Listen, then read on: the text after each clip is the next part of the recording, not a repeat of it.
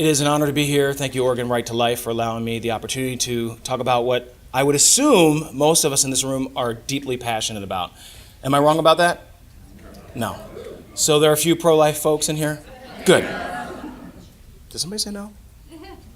Okay, well, I would like to just jump right in here. You can see my name is probably really common in this area, Bomberger.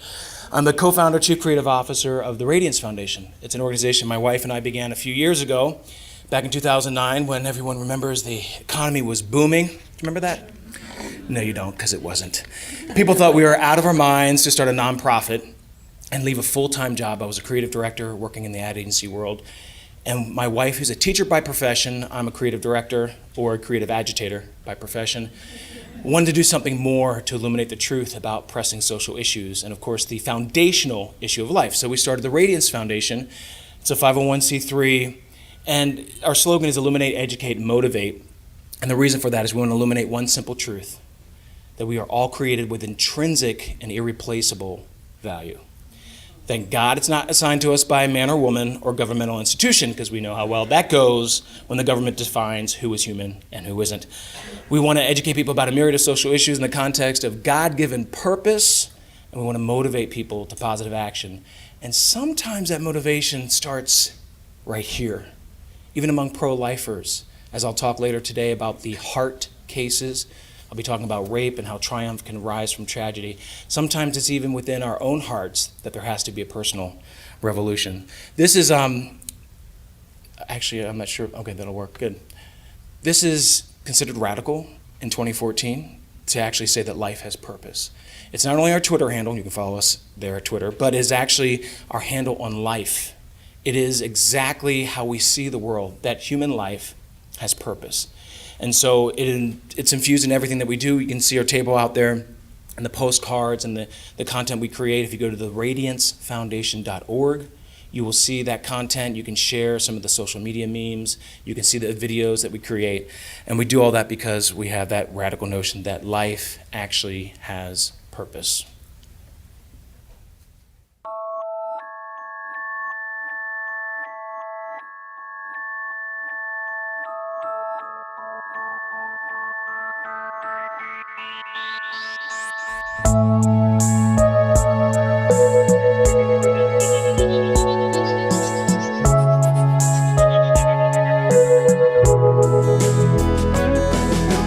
This little light of mine, I'm gonna let it shine.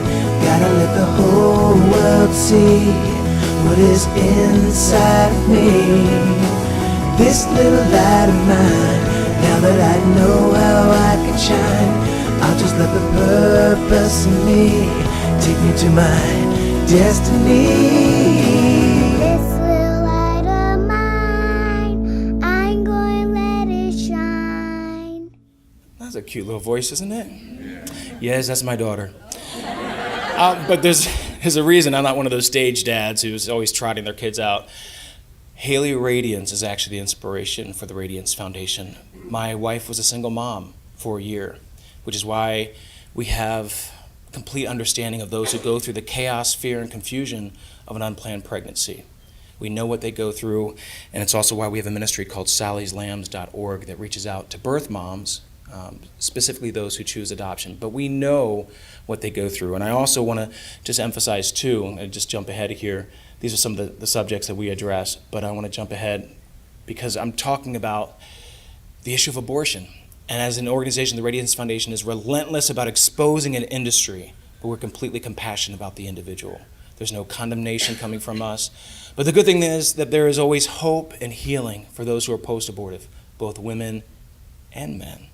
We have some great national resources. In fact, some of those organizations are here. But if you go to the radiancefoundation.org/heal, there's some awesome resources for post-abortive help.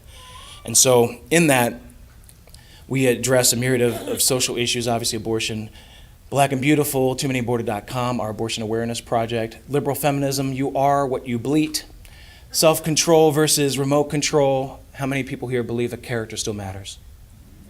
Oh, good, half of you, that's great. There's a workshop later for those of you who don't believe that character still matters. Fatherhood begins in the womb, designed to create as a creative. I love the fact that God created us to create opportunities for people to experience freedom. And I love trying to harness the creative and artistic talents of those who don't know where to direct those abilities. And so we hold these workshops called Design to Create. Adopted and loved, superhero, changing the world, one diaper at a time. Can I get an amen? Amen. Did I hear any men saying amen? See, I'm a stay-at-home dad, whatever stay-at-home means, because you never actually stay at home. I've changed millions of diapers. Actually, when you grow up in a family of 15 and you're somewhat in the middle, you will inevitably change diapers. And I've been changing diapers, I think, since I was 7 years old. So the stuff that we think is the mundane stuff of life, like changing a diaper, is actually transformational. And so my wife is also a public speaker and an educator by profession. It's just an amazing individual to talk about these things, because she and I live this every single day. Some of that stuff that you just think is the most boring mess on earth is God's way of preparing you to create transformational leaders in your children. And so we love talking about those things. Today I'm obviously addressing the social injustice of abortion. And we hear the term social justice all the time. Has anybody in this room never heard of the terms social justice? Okay. We've all obviously heard of that. In this image, it's just an interesting collage of people. You've got Dr. Martin Luther King Jr., you've got Susan B. Anthony all the way over there to the left. Jesse Jackson, who, by the way, was born as a result of rape, who once was pro-life until he ran for president on the Democrat ticket and then completely did a 180. In fact, he is the one who coined the term black genocide in an article in Jet magazine back in the early 70s. Today, tragically, he's pro-abortion. You got Cecile Richards, president of Planned Parenthood, Gloria Steinem holding up her hands like this, like she's going through an airport radar or something, and it says, "I had an abortion," because that's something to be proud of. Dr. Alveda King, good friends of ours. She is amazing, the niece of Martin Luther King Jr. Margaret Sanger, Dr. Mildred Jefferson, amazing individuals. So when you talk about social justice, it's impossible to talk about issues of justice and not talk about the issue of abortion. Our contention is that all these things are so inextricably tied together, so I'd love to illuminate some of these things. And I want to tell you that I have a particular bias, obviously, up front, so I'll get my bias out of the way. I'm adopted. I'm adopted in a family of 15. I have 6 brothers, 6 sisters, you know, your normal American family. 10 of us are adopted. We had 3 homemade, and maybe you can pick out the homemade ones. There are only 4 white kids in the family, so you can pick out the 3 homemades pretty much. So they had 3 homemade, and then they imported the rest of us. I was the first one. I like to consider myself an exotic import. So I was imported, I was adopted, not imported, when I was 6 weeks old. And I was the first one. So as you can see, it went really well. They kept going and going. And so 10 adopted children later, 3 biologically related to them, my parents, simply because they were doing what they felt God called them to do by just loving children, unleashed incredible purpose in all of our lives. And it's amazing, the legacy of adoption that continues with a number of my siblings who have adopted. I'm also an adoptive father.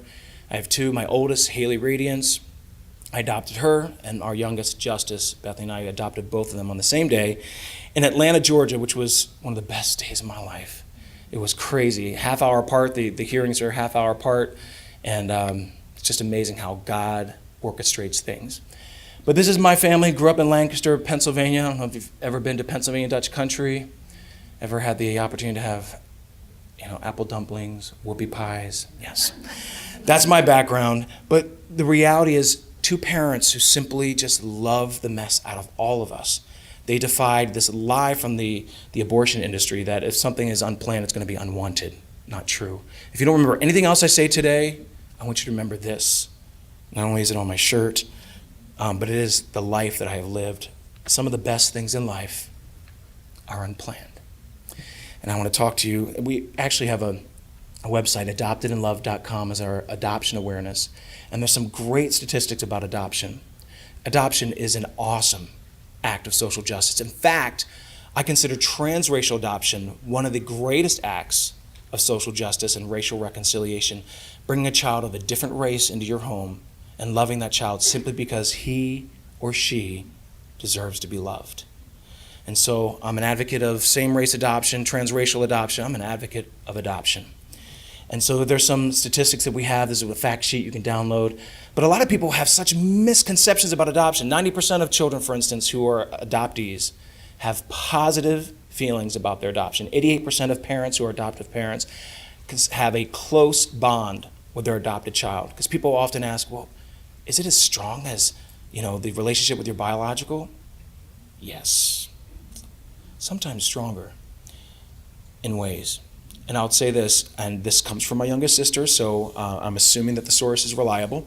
She says that I'm the favorite in the family, and she's also adopted. But she always accuses me of being the favorite. But there's something about, and I asked my mom about this once, because several of my siblings have said that. She goes, not that I love you more, I love you differently. To have chosen, especially someone with the background that I have, being that 1% that is used to justify 100% of all abortions, there is just something different about it. But I don't mind taking the label of favorite son. I don't care. I'll go with that. But the whole issue, adoption is an issue of justice, particularly when you think of single female-led homes. And I'm not disparaging single moms. Obviously, my wife was a single mom, and a lot of them do everything they can to raise a child, but a woman was never meant to play the role of both mother and father. And so when you have single female-led homes, children who grow up in those homes are 5 times more likely to grow up in poverty.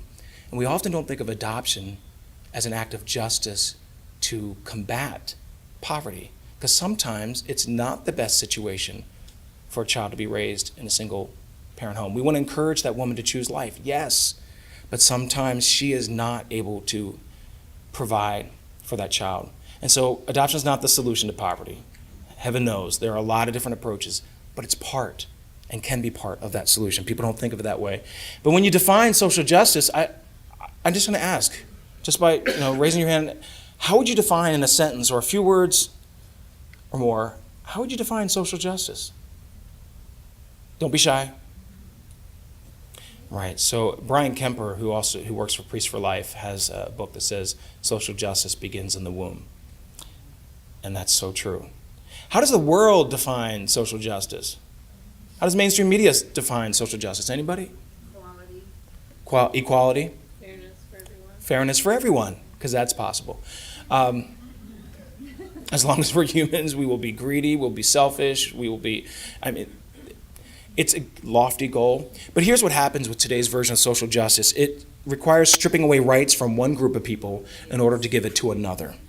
And that's how social justice has been perverted. In fact, we talk about issues of social justice, and there are great efforts that have been launched even in the last few years to combat human trafficking, for instance. But this is what I don't understand about a lot of these social justice efforts.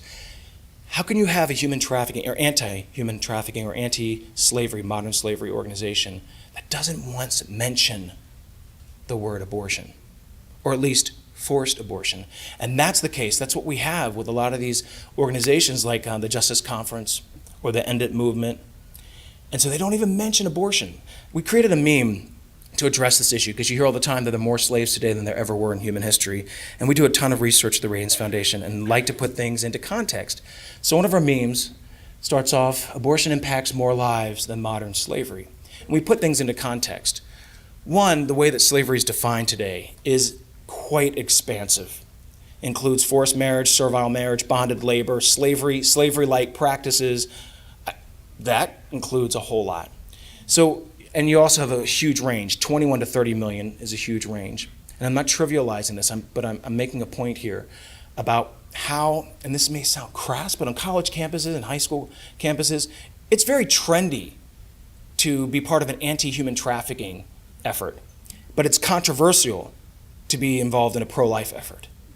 And yet you cannot fight human trafficking without fighting the forced abortion and the abortion chains that allow that to happen. International Planned Parenthood, Marie Stopes International, Planned Parenthood. I mean, you got the China Family Planning Association, the one-child policy, for instance, that drives so much of the human trafficking that exists today because of gendercide. And yet you don't hear a mention of the word abortion. So you put things into context. In 1860, there were 25 million slaves. And so as part of the world's population, that's 1.9% of the world's population. Today, with the number, the wide range, it amounts to 0.4% of the world's population. Not to diminish the tragedy of what happens in human trafficking, but when you say there are more slaves today than there ever were in human history, put it into context. Then you compare it to the number of abortions worldwide. 43.8 million. That does not count the number of women who have been killed by abortion. That's 0.6% of the world's population. So we like putting things into context. In fact, you hear all the time that abortion is a religious issue. Oh, stop talking about it. It's just your religion. And you're Catholic. Oh, it's because you're all caught up in your teaching. If you're, like me, non-denominational, charismatic, whatever, it's just evangelical. It's just a religious issue. Well, is the UN a religious organization? They need Jesus. But anyway, the United Nations back in 1948 passed the Universal Declaration of Human Rights. Not exactly a religious organization. It's certainly not a religious declaration. In this, it says, considering that in accordance with the principles proclaimed in the Charter of the United Nations, recognition of the inherent dignity and of the equal and inalienable rights of all members of the human family is the foundation of freedom, justice, and peace in the world.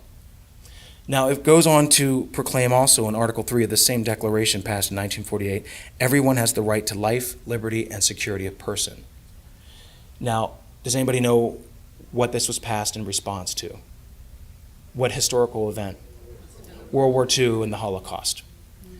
So were they wrong back in 1948 to pass this, to consider that everyone, it doesn't even say every person, because person apparently is an ambiguous term, because that apparently can change at any point. Here's another declaration from the United Nations. And in this declaration, which is the UN Convention on the Rights of the Child, ratified in 1959 and reaffirmed in 1989, it says, in this text highlighted here, bearing in mind that as indicated in the Declaration of the Rights of the child, by reason of his physical and mental immaturity, needs special safeguards and care, including appropriate legal protection before as well as after birth. Oh, those religious nuts. My gosh, what are they thinking? So the reality is that abortion is the ultimate violation, not just of civil rights, but of human rights. That's why you have NGOs and lobbyists at the UN trying so desperately to enshrine abortion as a human right. You've got groups like Amnesty International that used to be neutral on the issue of abortion that are now radically pushing abortion. It's amazing how people lose their soul. And what happens is when my wife and I looked at the issue of abortion, and we're trying to think, how do we message this? How do we come up with something that hasn't been done? Because heaven knows, we've heard the messaging over and over again. But sometimes if you just repackage it or tweak it just a little, it becomes revelational to people. And so what we had noticed that there was never an ad campaign that dealt with the disproportionate impact of abortion in the Black community. And so we wanted to tackle this. Just like breast cancer awareness ads. Do you see any ads with men in them? No. Men get breast cancer too, though. Women obviously are the demographic hit hardest. So we decided, after looking at all the research and looking at the numbers and understanding that abortion is completely epidemic in the Black community, we had to do something. Injustice anywhere is a threat to justice everywhere.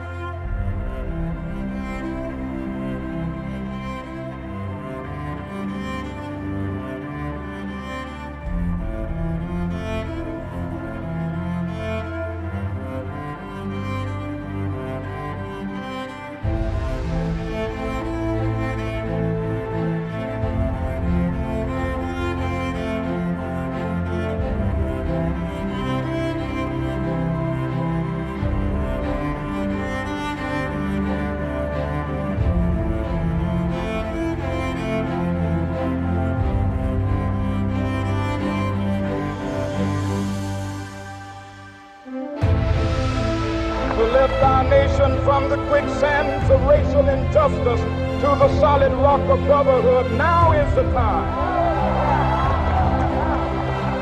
to make justice a reality for all of God's children.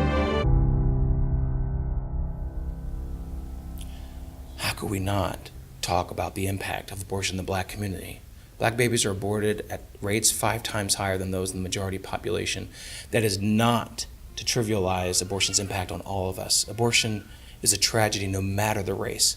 But we were the first ones to launch a public ad campaign to deal with abortion in the black community. And so we responded to the rhetoric, there are too many abortions. We said, yes, we agree. Or you hear the rhetoric all the time, we need to reduce the need for abortions. Okay. Yes, we agree. There are too many aborted.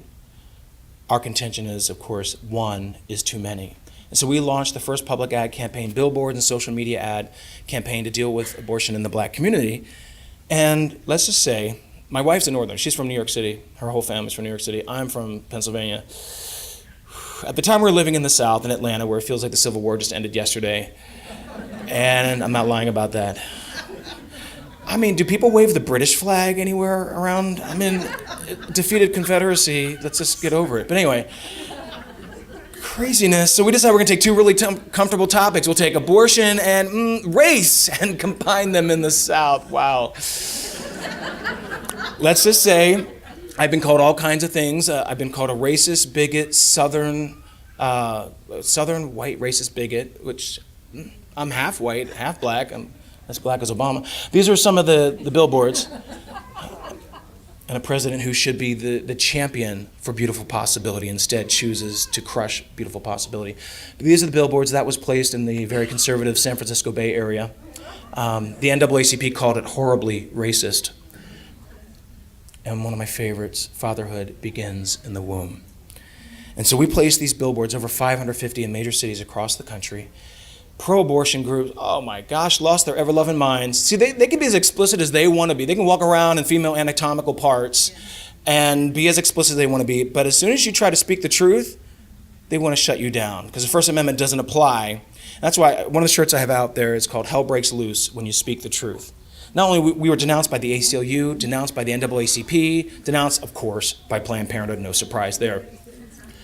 Crazy because, I mean, it was just an unbelievable media frenzy that erupted because we dared to speak the truth. And so here we are, we're actually being sued, and I'll talk about this later if I have a little time, but we're being sued by the NAACP. I'll touch on that I know, crazy. The optics on that, I can't wait to go on Fox News or MSNBC, the 5 people that watch that network, and once the ruling comes out, it is so insane. But it was just an absolute media frenzy because we dared to challenge the status quo. And I didn't fit their narrative. Because apparently, mainstream media thinks only Catholic priests are the only ones who are pro-life. Thank God for our Catholic priests. But the pro-life movement is such a beautifully diverse movement, especially if anybody's ever been to the March for Life in DC. I mean, young, old, black, white, Hispanic, Vietnamese, Asian, it doesn't matter. It's an amazing amalgamation of people. So we decided we were going to take this on, and of course, you can't take this on and talk about the genesis of abortion in this country without talking about eugenics. Real briefly, this is the definition of eugenics. Racist pseudoscience that attempts, notice I didn't say attempted, I used the present, attempts to breed a superior race by eliminating the unfit. Now, there are a lot of people who are considered unfit, those who were physically disabled, like several of my siblings, who have special needs, those who were incarcerated, those who were poor and black, predominantly, and those who were feeble-minded, which today would include most of Congress. That's a whole other issue, so just have to pause on that for just a moment. Our leadership. But the reality is we have a pseudoscience that is not archaic. Margaret Sanger, the mother, ironically, of Planned Parenthood, espoused this ideology. She died a year and a half before Martin Luther King Jr. Now, do we write off his worldview and his philosophy as archaic? 'Cause that's always the argument. Oh, that was back then. No, it's today. In fact, this is 2 years ago. This is an article in the Detroit News. This is the opinion editor, and he's writing, the title is Michigan is Breeding Poverty. He was talking about contraception. And this is, oh my gosh. He says, since the national attention is on birth control, here's my idea. If we want to fight poverty, reduce violent crime, and bring down our embarrassing dropout rate, we should swap contraceptives for fluoride in Michigan's drinking water. That's called forced sterilization. And does anybody know the main demographic of people in Detroit? Eugenics is alive and tragically tragically well. And of course, this is brought on, I don't need to go into depth in this, but I encourage you, if you go to toomanyborder.com, you can go to toomanyborder.com/Sanger, share that with people so they understand who she was. You cannot take a single quote from Sanger out of context, I'm just telling you. Read Pivot of Civilization. She was an elitist, she was a racist, and she was brilliant. She was brilliant at manipulating people, at doublespeak all the time. You can see here she had a positive opinion of motherhood and bondage. The Birth Control Review, which had a lot of contributors who are Nazi sympathizers. One of the greatest, I shouldn't say greatest, one of the worst exports from America was from the American Eugenics Society that exported racial hygiene theory, which directly led to the Nazi Holocaust. Margaret Sanger led the eugenic movement. She was a member of the American Eugenics Society. Read Pivot of Civilization if you ever want to know exactly who and what she is. But I want to talk about what she is considered the leader of, the birth control movement. This is how she described birth control in her book, Women in the New Race, chapter 18. Birth control itself, often denounced as a violation of natural law, is nothing more or less than the facilitation of the process of weeding out the unfit, of preventing the birth of defectives or of those who will become defective. Wow, doesn't that sound like women's rights to you? Sounds empowering? But see, what they do is they slap on the label women's rights over this disgusting rhetoric and try to pretend that she was about empowering women. No, she was about eliminating certain people from reproducing. That's what birth control was all about. In fact, I want you to hear it from her directly. This is an interview in 1957. This is with Mike Wallace. Any of you who have ever watched 60 Minutes remember Mike Wallace. But this is her responding to the question, do you believe in sin? Do you believe in sin? When I say believe, I don't mean to believe in committing sin. Do you believe there is such a thing as sin? Well, I think the greatest sin in the world is bringing children into the world that have disease from their parents, that have no chance in the world to be a human being, practically. Delinquents, prisoners, all sorts of things, just mocked when they're born. That, to me, is the greatest sin. Anybody else have those warm, fuzzy feelings? I mean, you want to talk about detestable. Her ideology was so despicable, and yet Planned Parenthood still celebrates her every year by handing out the Maggie Award, as they call it, the Margaret Sanger Award, to those who promote abortion. Nancy Pelosi just received it recently, yes, and so did the North Carolina chapter president of the NAACP, the Reverend Dr. Barber, William Barber. Essence Magazine, a number of black media outlets win the Margaret Sanger Award as well, and they shill for the nation's largest abortion chain. And this is what's despicable, because, and especially black people in this country understand more so than most groups about being denied possibility, about being denied their own humanity.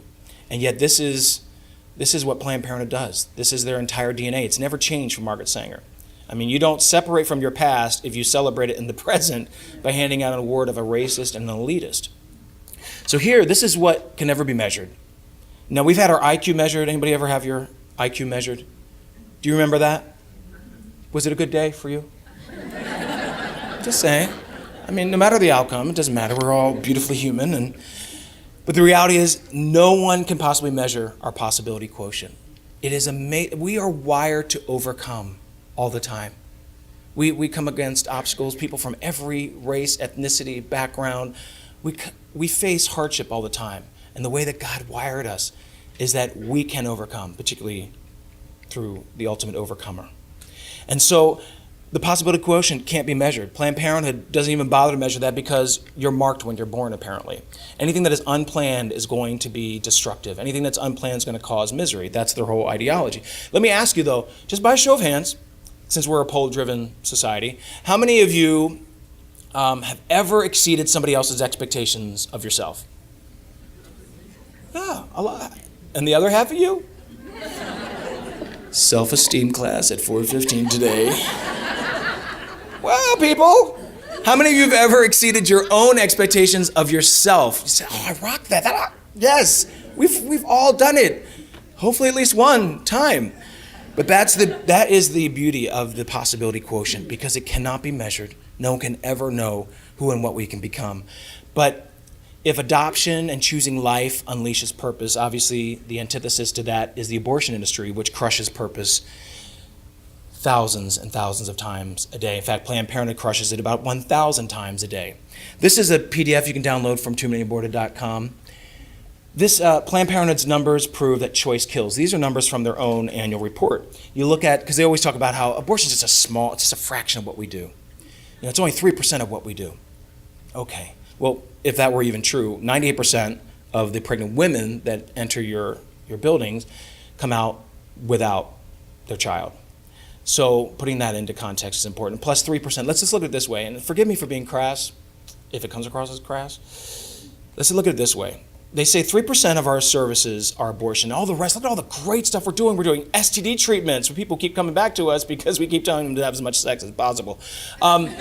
We do breast exams. Oh, only manual exams because we don't do mammograms because we don't want to pay the money for the mammogram machines. And we do all these other wonderful services. Look, however you want to consider those other services, how wonderful they may be, no amount of seeming beneficence makes up for the fact that 3% of the time you're killing human beings and making over $250 million in profit from that every single year. My contention is that, look, even the KKK runs food drives. Doesn't make up for any of the rest of the horribleness that is the KKK. So here we got Planned Parenthood, 327,166 abortions a year. The next number, 19,506, is how many prenatal services. Now that's not per person. One woman could have 10 different visits, so it's counted as 10 different services. 19,506. You see a slight disparity between the number of abortions and the number of prenatal services. The next number is even worse, 2,197, and that is how many adoption referrals they make. So for every 149 abortions, Planned Parenthood makes one adoption referral.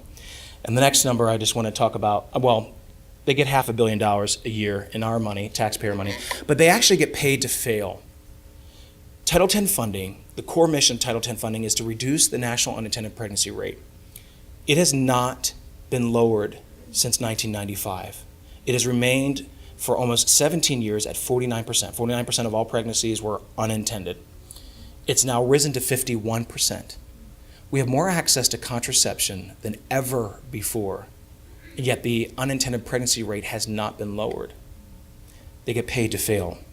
I guess it pays to be a big fat zero because they have not reduced that. And then 50 is a number in every single state how Planned Parenthood fights and spends millions of dollars to prevent or to eliminate parental consent or parental notification laws, women's right to know law, ultrasound laws, any pro-life protection. They will spend millions of dollars trying to fight it. So that's how pro-choice they are.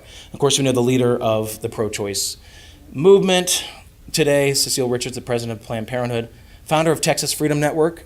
You may not know this, but she's a founder of an organization that is deeply pro-abortion, of course, and simultaneously anti-choice when it comes to school education. So those who actually survive and aren't aborted don't get a choice of education. But that's her organization, and it's deeply anti-religion, particularly anti-Catholic. But it is pro-marriage. Just like Planned Parenthood, the only form of marriage that they are for is homosexuals marrying. They never advocate for marriage in any other way except in a non-reproductive situation. This is Planned Parenthood's Cecile Richards. This is her organization, Texas Freedom Network. She's also a trustee of the world's largest population control organization, the Ford Foundation. So when people talk about Planned Parenthood, and people say, well, they educate our kids about sex, comprehensive sex education. Well, here's some comprehensive sex education for you. Don't worry, I'm not going to get too explicit here. Since the number of this is on their teen page on Facebook. Since the number of sexual partners you've had doesn't say anything about your character, your morals, or your personality, or about anything at all, really, there's nothing bad or unhealthy about having a big number of sexual partners. They exist to create a revolving door clientele. That's how they keep them coming back over and over again. In fact, we talk about some of the social justice issues. These are some of the memes that we've created. You can find these. You go to theabortionindustry.biz and you'll see some of our articles about this. But here's one. We'll end your pregnancy, not your sexual abuse. The abortion industry. We'll take away your pregnancy, not your poverty. Or we'll end your fatherhood. not your regret. And I want to put this in the context of social justice. Planned Parenthood has a project called Project Street Beat. They run this in New York City. Obviously, that's their flagship, that's their headquarters. New York City, by the way, as you saw in the ad, the epidemic ad, where more black babies are aborted than are born alive. Planned Parenthood refused federal funding for this particular project because they would not denounce prostitution, because they advocate the legalization of prostitution, not just here in the United States, but worldwide. They call it sex work. They want to legalize sex work. So Project Street Beat, what it does is it goes out and they give treatments to those who have STDs. They provide abortions at a cost, of course. They get $500 million from us, so that offsets some of the costs. And then they put these people back into their situations of brokenness, never attempting to rescue any of them. That's why Planned Parenthood doesn't lead on anti-human trafficking, because they are for the legalization of this disgusting industry. This is why this billion-dollar empire needs to be challenged by people who do not have $1 billion. Anybody in here have $1 billion? We don't, but we do have the truth, and we can be relentless about exposing it. This building in the background, in case you haven't ever been to Houston, is Planned Parenthood's massive multi-million-dollar building. It looks like a cash register or an Aztec temple, you take your pick. But right beside it, it was amazing to be there. Right beside it is a mobile ultrasound unit. And you talk about David and Goliath. I love it. So many women, it's like part of the Underground Railroad. Women who don't want to pay for the ultrasounds at Planned Parenthood, who charge you for every service, as opposed to pregnancy care centers that provide them for free.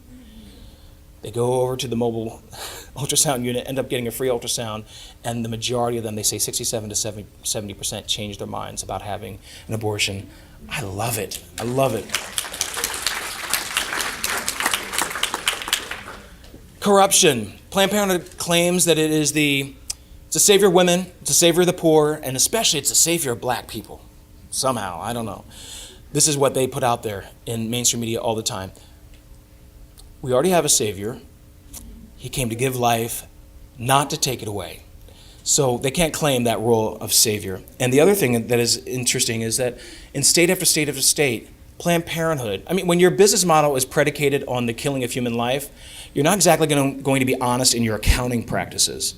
So they have been found guilty in state after state, most recently Texas, for stealing millions from Medicaid. And yet they claim that they are one of the leaders of social justice in this country. You won't hear the mainstream media telling us that. No, mainstream media has given up its job. They've abdicated their responsibility.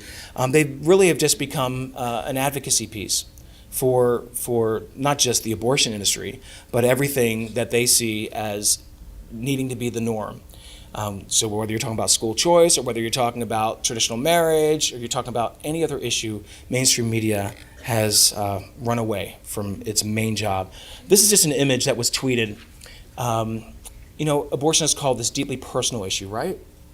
It's an issue between a woman and her doctor and her God. Planned Parenthood just recently said in a New York Times article, which they say all the time. Although, of course, the doctor is not our personal physician, by the way. Over 95% of abortions committed are by an abortionist, typically one who flies from state to state to state, makes millions of being the outside abortionist who comes in for the weekend and then flies back to his or her home state. It has nothing to do with the decision between a woman and her doctor. He's not caring for her medical needs. So this, for an issue that is so deeply personal, this is how the president of Planned Parenthood, this is Cecile Richards, the platinum blonde in here, she's posing with her target demographic, which is quite fitting. But this is how she looks. Of course, abortion is a silly and goofy thing. Let's yuck it up here. This is Planned Parenthood. In fact, when Trayvon Martin, remember the ruling, that whole tragedy, I can't get too deeply into that, but when the ruling came out, Cecile Richards, president of Planned Parenthood, tweeted, now this is from, of course, Martin Luther King Jr., letters from a Birmingham jail. She tweeted, "Injustice anywhere is a threat to justice everywhere." You have someone who has 327,000 deaths a year on her conscience, and she has the audacity to talk about injustice. So this leads me, and I only have a few minutes left, 5 minutes left, thank you. Whoo! You've got civil rights groups who have basically just become civil wrong groups. You've got the NAACP, the National Urban League, the National Council of Negro Women, all of them radically pro-abortion.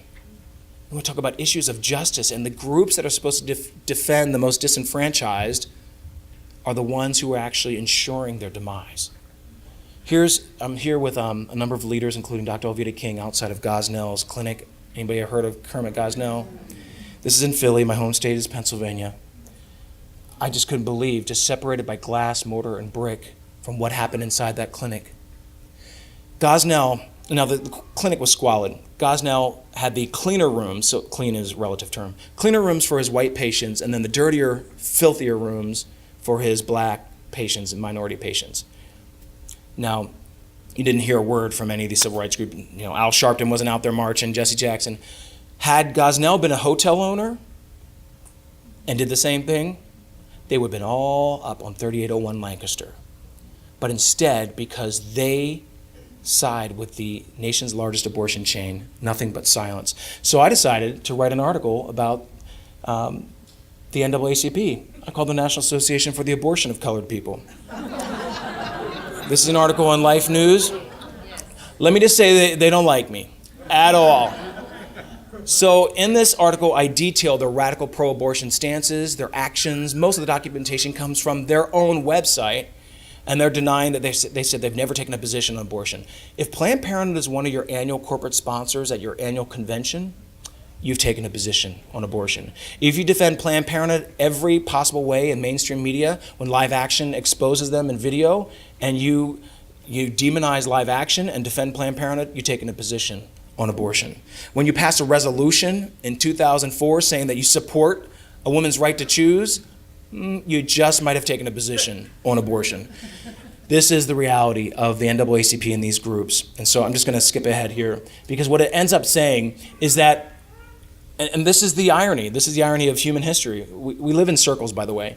We love doing the same thing over and over and over again. Our favorite shape is a circle. And so when the NAACP, that's supposed to be defending the most defenseless among us, the most disenfranchised, and particularly in the black community, and they are working hand in hand with Planned Parenthood, I'm going to expose them. So they're suing us. They're suing us for trademark infringement. They're saying that the First Amendment does not protect us from parodying their name. They've spent over $500,000 suing us. It is now going to, we're waiting for the ruling, and it will most likely be appealed to the Federal Court of Appeals. Something this ridiculously simple, a clear First Amendment issue. So I just want to jump ahead because I only have probably 30 seconds left. Sorry. Oh, by the way, this is a great article, not just because I wrote it, but it was revealing for me to know feminists like Susan B. Anthony believed abortion was child murder. They wrote they had a periodical called The Revolution, and in that there's an article entitled Child Murder. It wasn't illegal abortion they called child murder. It was abortion. They called it child murder and infanticide. Really, really creative. And I'm just going to jump ahead, if you can give me just 1.5 minutes, because I have to jump to the very end. Because I need to have you understand why I am who I am, and why my wife and I do exactly what we do. So I'm sorry if I could just go over by 1.5 minutes here. Jumping ahead. Sorry, I have to skip some of this stuff. Please believe and know this. What abortion tells women is that they are not strong enough. You cannot overcome. But this is what we know, that we are stronger than our perceived or actual circumstances. And so the reason why I do what I do, and I'm relentless, and when NAACP comes after me, and ACLU and Planned Parenthood, I do not care, because the truth will always set us free. And I don't mind the inconvenience, because I'm all about true social justice.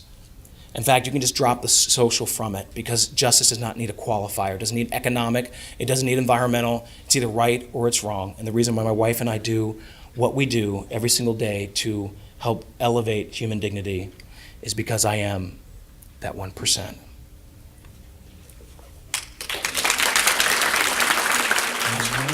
I was meant to be. This life was meant for me. Though you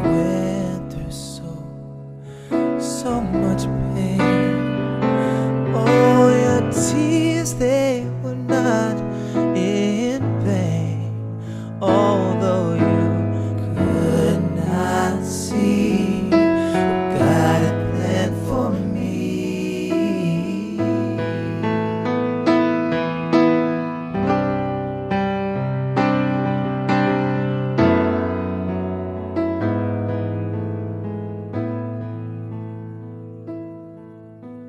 God